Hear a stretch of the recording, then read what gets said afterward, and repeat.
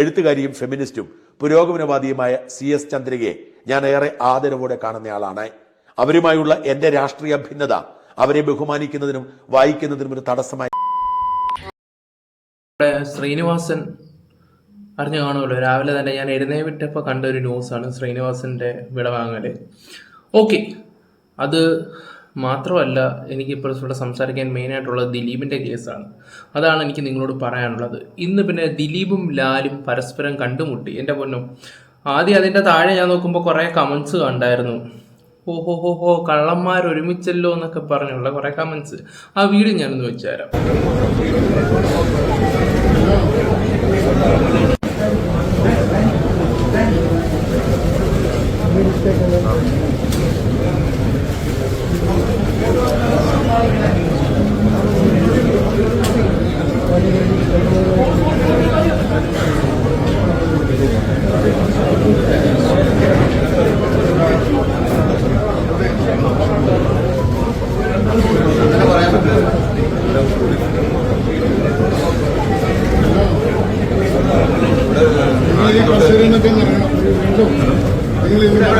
അറിയാലോ, പല ആൾക്കാരും വരും, ചിലപ്പോൾ മിണ്ടാത്തവർ ചിലപ്പോൾ മിണ്ടിന്നിരിക്കും, കൈ കൊടുത്തുനിന്നിരിക്കും.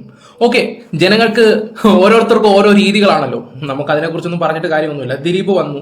ഇപ്പം മെയിനായിട്ട് എനിക്ക് സംസാരിക്കേണ്ട ഒരു കാര്യം എന്ന് പറഞ്ഞാൽ, മഞ്ജു വാര്യർ പറഞ്ഞു ഇതൊരു ഗൂഢാലോചനയാണ്, ഈ നടിയുടെ കേസ് കേട്ടിൽ ആരൊക്കെ കൂടെ ചേർന്ന് പ്ലാൻ ചെയ്തതാണ്. നേരത്തെ ഒരു 8 വർഷം മുമ്പ് ഈ ഒരു പ്രശ്നം നടന്നപ്പോൾ ഈ സിനിമാക്കാരും എല്ലാവരും കൂടെ ഒരു മീറ്റിംഗ് അല്ല, ഒരാൾക്കൂട്ടത്തിന്റെ ഇടയിൽ ഒരു ഇത് നടത്തിയായിരുന്നു. ആ സമയത്ത് ദിലീപിന്റെ പ്രസംഗം ഉണ്ടായിരുന്നത് കഴിഞ്ഞിട്ട് മഞ്ജു വാര്യർ ഒരു കാര്യം പറഞ്ഞിട്ടുണ്ടായിരുന്നു. അതിന്റെ ആ ഒരു വീഡിയോയുടെ ഞാനൊരു ഫോട്ടോ വെച്ച് തരാം ആദ്യം. ആ ഫോട്ടോയ്ക്കകത്ത് നിങ്ങൾ ആ കമന്റ് സെക്ഷൻ ഒന്ന് നോക്കി, അതിനകത്ത് കമന്റ്സ് ഒന്നും കിടപ്പില്ല. അതെല്ലാം അങ്ങ് എന്തെടുത്ത് ഇപ്പൊ ഹൈഡ് ചെയ്തിട്ടിരിക്കുകയാണ് എല്ലാം. ഇപ്പം അന്ന് മഞ്ജു വാര്യർ പറഞ്ഞ ആ വീഡിയോയുടെ കമന്റ്സ് എല്ലാം ഓഫ് ആക്കിയിട്ടിരിക്കുന്നത്. എന്താണ് അവർ ചെയ്യുന്നതെന്ന് ഒരു പിടുത്തം കിട്ടുന്നില്ല. അതായത് ഏഷ്യാനെറ്റുകാരുടെ കാര്യമാണ് ഈ പറയുന്നത്. അവർ കുറെ കാര്യങ്ങൾ ഒളിപ്പിക്കുന്നുണ്ട്. ഓക്കെ, അന്നത്തെ ആ ഒരു വീഡിയോ ഞാനൊന്ന് വെച്ച് തരാം, കേട്ടു നോക്ക്. മഞ്ജു പറയുന്ന ആ വീഡിയോ ഞാനൊന്ന് വെച്ച് തരാം, നിങ്ങൾ കേക്ക്. പ്രാർത്ഥന, ഇപ്പോൾ ഇവിടെ ഇരിക്കുന്ന പലരെയും, ഞാനടക്കമുള്ള പലരെയും പല അർദ്ധരാത്രികളിലും പല അസമയങ്ങളിലും ഞങ്ങളുടെ വീടുകളിൽ സുരക്ഷിതരായി കൊണ്ടാക്കിയിട്ടുള്ള ഡ്രൈവർമാരുണ്ട്. അപ്പോൾ അതുകൊണ്ട് എല്ലാ സഹപ്രവർത്തകരെയും അങ്ങനെ കുറ്റം പറഞ്ഞിട്ട് കാര്യമില്ല. പക്ഷേ ഇതിന് പിന്നിൽ നടന്നിരിക്കുന്നത് ഒരു ക്രിമിനൽ ഗൂഢാലോചനയാണ്. ഈ ഒരു ഗൂഢാലോചനയ്ക്ക് പിന്നിൽ പ്രവർത്തിച്ചവരെ നിയമത്തിന് മുന്നിൽ കൊണ്ടുവരാൻ ഉള്ള പ്രവർത്തനങ്ങൾക്കെല്ലാം അങ്ങേയറ്റം പൂർണ്ണമായ പിന്തുണ നൽകുക എന്നതാണ് നമുക്കിവിടെ ചെയ്യാൻ സാധിക്കുക. അത് മാത്രമല്ല, ഒരു സ്ത്രീക്ക് വീടിന് അകത്തും പുറത്തും അവൾ പുരുഷന് നൽകുന്ന ബഹുമാനം അതേ അളവിൽ തിരിച്ചു കിട്ടാനുള്ള അർഹത ഒരു സ്ത്രീക്കുണ്ട്. ആ ഒരു സന്ദേശമാണ് ഞാനിവിടെ എല്ലാവരെയും അറിയിക്കാൻ ആഗ്രഹിക്കുന്നത്. അതിന് നമ്മുടെ സമൂഹത്തിന് എല്ലാ നന്മകളും ഉണ്ടാവട്ടെ എന്ന് മാത്രം. അന്നത്തെ ഒരു വീഡിയോ ആണ്. ഈ വീഡിയോയുടെ താഴെ ഇപ്പൊ കമന്റ്സ് എല്ലാം ഓഫ് ചെയ്തിട്ടിരിക്കുകയാണ് അവര്. കാരണം ദിലീപ് ഒരാഴ്ച മുമ്പ് വന്നിട്ട് ഒരു കാര്യം പറഞ്ഞിട്ടുണ്ടായിരുന്നു, മഞ്ജു അന്നൊരു കാര്യം പറഞ്ഞിട്ടുണ്ടായിരുന്നു. അതിന്റെ ഒരു വീഡിയോ ഞാൻ നിങ്ങൾക്ക് വെച്ച് തരാം. അതിനുശേഷം ഈ കമന്റ് ബോക്സ് ഓഫ് ആയിരിക്കുകയാണ്. നിങ്ങളൊന്ന് നോക്കിക്കേ. എന്തിനു പേടിക്കണം? എന്തിന് കമന്റ് ബോക്സ് ഓഫ് ആക്കണം? ഏഷ്യാനെറ്റുകാര് 8 വർഷം മുമ്പുള്ള ഒരുപാട് വീഡിയോയിൽ ഇപ്പൊ കമന്റ്സ് കാണുന്നില്ല. അതെല്ലാം എവിടെ പോകുന്നത്? അപ്പൊ ഇതിന്റെ ഇടയിൽ മീഡിയക്കാരാണെങ്കിൽ പോലും ദിലീപിനെ കുറ്റക്കാരാക്കാൻ വേണ്ടി തന്നെ ഇരിക്കുകയാണ്. ഇതിപ്പം സപ്പോർട്ട് മൊത്തം ഈ പറയുന്ന നടിക്കാണ്. ഈ പറയുന്ന നടിക്ക് നല്ല സപ്പോർട്ട് കൊടുക്കുന്നുണ്ട്. ഈ ദിലീപിന്റെ കേസ് എന്തുകൊണ്ട് ഇപ്പോൾ ഈ ഒരു വീഡിയോയുടെ താഴെ നിങ്ങൾ പോയി ഒന്ന് ചെക്ക് ചെയ്ത് നോക്കുക, അപ്പോൾ മനസ്സിലാവും. കമന്റ്സ് ഒന്നും ഇല്ല, ഒരു കമന്റ് പോലും. ഞാൻ കമന്റ് ഇട്ടു എൻ്റെ ഫ്രണ്ടിനോട് നോക്കാൻ പോയപ്പോൾ അവർക്ക് ആ കമന്റ് കാണാൻ പറ്റുന്നില്ല. അപ്പോൾ നിങ്ങളൊന്ന് ആലോചിച്ച് നോക്ക്. ഇവിടെ സത്യം പറഞ്ഞാൽ പെടുത്തിക്കൊണ്ടിരിക്കുന്നതായിട്ടാണ് എനിക്കിപ്പോൾ തോന്നുന്നത്. ഞാൻ ഈ ഒരു വിഷയം ചെയ്യാതിരിക്കുമായിരുന്നു. ഓക്കെ, എന്തായാലും ദിലീപ് പറഞ്ഞ ആ ഒരു വീഡിയോ വെച്ച് തരാം. സത്യം ജയിച്ചു. ഞാനൊന്ന് സംസാരിച്ചോട്ടെ. ഈ കേസിലെ ക്രിമിനൽ ഗൂഢാലോചന ഉണ്ട്. ആ ക്രിമിനൽ ഗൂഢാലോചന അന്വേഷിക്കണമെന്ന് മഞ്ജു പറഞ്ഞിടത്തുനിന്നാണ് എനിക്കെതിരെയുള്ള ഗൂഢാലോചന ആരംഭിച്ചത്. അതിന് അന്നത്തെ ഉയർന്ന ഒരു മേലുദ്യോഗസ്ഥയും അവര് തെരഞ്ഞെടുത്ത ഒരു സംഘം ക്രിമിനൽ പോലീസുകാരും ചേർന്ന് ആണ് ഇങ്ങനൊരു നടപടി ഉണ്ടാക്കിയത്. അതിനായിട്ട് ഈ കേസിലെ മുഖ്യപ്രതിയെ കൂട്ടുപിടിച്ച് അയാളുടെ ജയിലിൽ ഉണ്ടായിരുന്ന കൂട്ടുപ്രതികളെയും കൂട്ടുപിടിച്ചിട്ട് ഈ പോലീസ് സംഘം ഒരു കള്ളക്കഥ മെനഞ്ഞെടുക്കുകയാണ് ചെയ്തത്. എന്നിട്ട് ഈ പോലീസ് സംഘം ചില മാധ്യമങ്ങളെയും അവർക്ക് ഒത്താശ ചെയ്തു കൊടുക്കുന്ന ചില മാധ്യമ പ്രവർത്തകരെയും കൂട്ടുപിടിച്ച് ഈ കള്ളക്കഥ സാമൂഹ്യ മാധ്യമങ്ങളിലൂടെ പ്രചരിപ്പിക്കുകയും ചെയ്തു. ഇന്ന് കോടതിയിൽ ഈ പോലീസ് സംഘം ഉണ്ടാക്കിയ കള്ളക്കഥ തകരുകയാണ് ചെയ്തത്. ഈ കേസിൽ യഥാർത്ഥ ഗൂഢാലോചന എന്ന് പറയുന്നത് എന്നെ പ്രതിയാക്കാനാണ്. സമൂഹത്തിൽ എൻ്റെ കരിയർ, എൻ്റെ ഇമേജ്, എൻ്റെ ജീവിതം നശിപ്പിക്കാൻ വേണ്ടി ചെയ്തതാണ്. പക്ഷേ ഞാൻ പറഞ്ഞോട്ടെ, നിങ്ങൾ 9 വർഷം പറഞ്ഞല്ല കേട്ടോ, ഞാനൊന്ന് ഒരു പ്രാവശ്യം പറഞ്ഞോട്ടെ. ഇന്ന് ഇന്ന് ഇന്ന്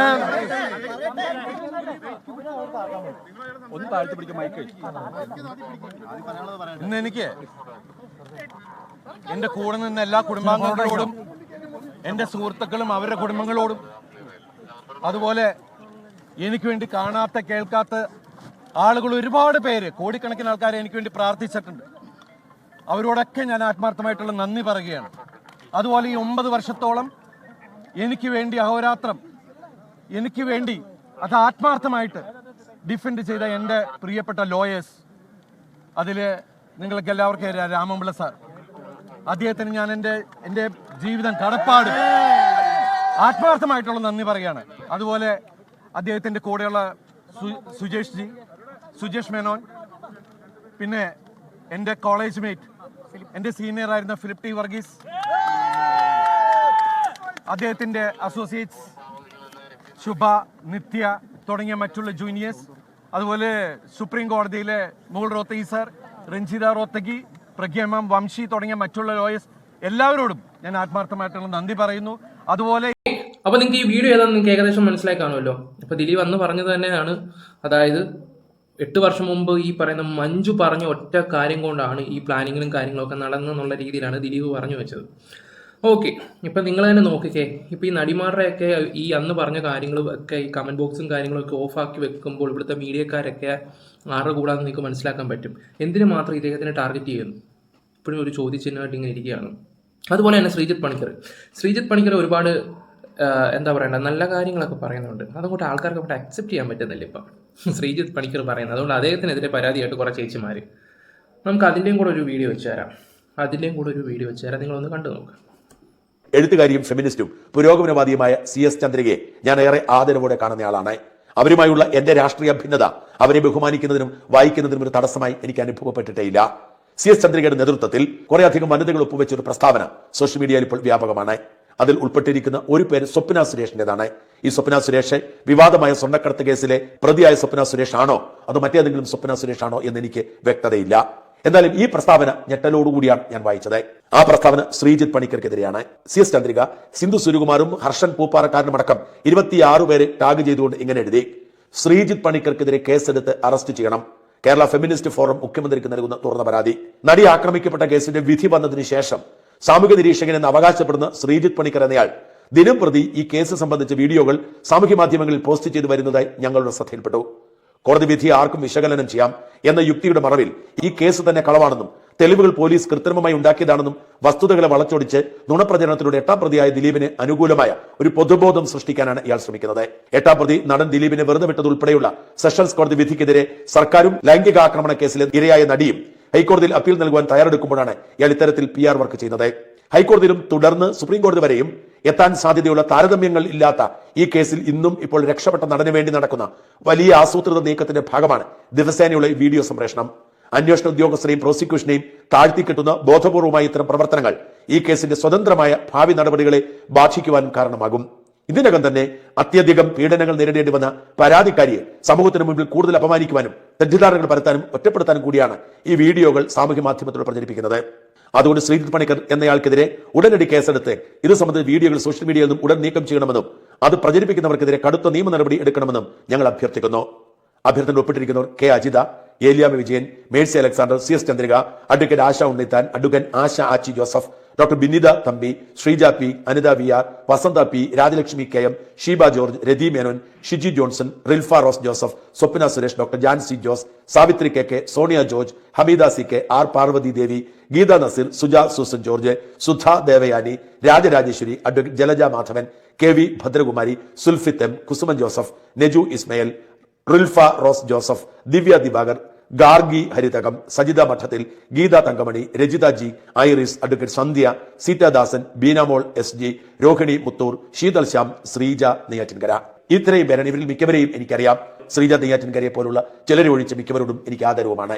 ഇവരുടെയൊക്കെ പൊതു നിലപാടുകളെ യോജിക്കുന്ന വ്യക്തി എന്ന നിലയിൽ ഇത് വളരെ നിരാശയുണ്ടാക്കി എന്ന് പറയട്ടെ. ആക്രമിക്കപ്പെട്ട നടിയോടൊപ്പം നിൽക്കേണ്ട ഉത്തരവാദിത്തമുണ്ട്. അവരെ അപമാനിക്കാൻ ആര് ശ്രമിച്ചാലും അതിനെ എതിരിടേണ്ടതുണ്ട്. നടി കഴിഞ്ഞ ദിവസം പരാതിപ്പെട്ടതനുസരിച്ച് മാർട്ടിന്റെ വീഡിയോ പ്രചരിപ്പിച്ചവർക്കെതിരെ അത് വസ്തുതയാണ് എന്ന തരത്തിൽ പ്രസംഗിക്കുന്നവർക്കെതിരെ കേസെടുക്കുന്നതിൽ ഒരു തെറ്റുമില്ല. അത് നീതിന്യായ വ്യവസ്ഥയെ അപമാനിക്കുന്നതിനും അതിജീവിതയെ പരിഹസിക്കുന്നതിനുമുള്ള നീക്കത്തിന്റെ ഭാഗമാണ്. എന്നാൽ ശ്രീജിത്ത് പണിക്കർ ഇതുവരെ അതിജീവിതയെ പരിഹസിക്കുന്ന തരത്തിലോ അപമാനിക്കുന്ന തരത്തിലോ ഒരു വാക്ക് പോലും പറഞ്ഞിട്ടില്ല. അതിജീവിതയുടെ ദുരവസ്ഥയിൽ വേദനിക്കുകയും അവരെ പിന്തുണയ്ക്കുകയും ചെയ്യുന്ന വ്യക്തി തന്നെയാണ്. എന്നാൽ അതിന്റെ പേരിൽ ദിലീപിന്റെ പേരിലുള്ള കേസിനെ കുറിച്ച് മിണ്ടരുത് എന്ന് പറയുന്നത് അയുക്തി നിറഞ്ഞതാണ്. ഏതാണ്ട് 7-8 എപ്പിസോഡുകളായി ശ്രീജിത്ത് പണിക്കർ ദിലീപ് കേസിലെ വിചാരണ കോടതിയുടെ വിധി വിലയിരുത്തി വരുന്നു.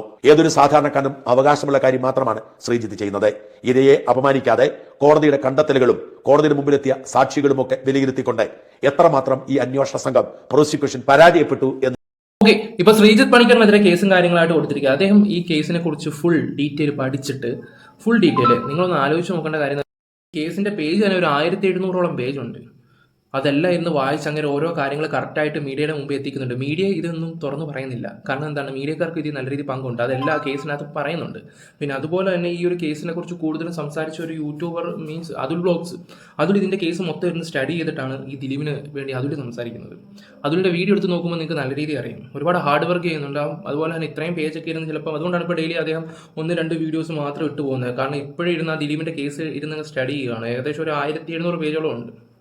അതെല്ലാം ഇരുന്ന് അവനിങ്ങനെ നോക്കിക്കൊണ്ടിരിക്കുക. എനിക്ക് തോന്നി ശ്രീജിത്ത് പണിക്കർ, പിന്നെ വേറൊരു അദ്ദേഹത്തിൻ്റെ പേര് ഞാൻ മറന്നുപോയി, പിന്നെ ഈ പറയുന്ന അതുൽ, ഇവരാണ് സത്യം പറഞ്ഞത് ഫുള്ളി ഇരുന്ന് വായിക്കുന്നത്. ഓക്കെ, എന്തായാലും നിങ്ങൾക്ക് എന്ത് തോന്നുന്നു വെച്ചാൽ നിങ്ങളുടെ അഭിപ്രായങ്ങളൊക്കെ കറക്റ്റായിട്ട് പറയാം. ദിലീപിനെ പെടുത്താൻ ശ്രമിക്കുകയാണോ ഇല്ലേ എന്നൊക്കെ നിങ്ങൾ തന്നെ പറയാം. അപ്പോൾ നമ്മുടെ വീഡിയോസ് ഇഷ്ടപ്പെട്ട ലൈക്ക്, ഷെയർ, സബ്സ്ക്രൈബ് ചെയ്യുക. Bye, love you all.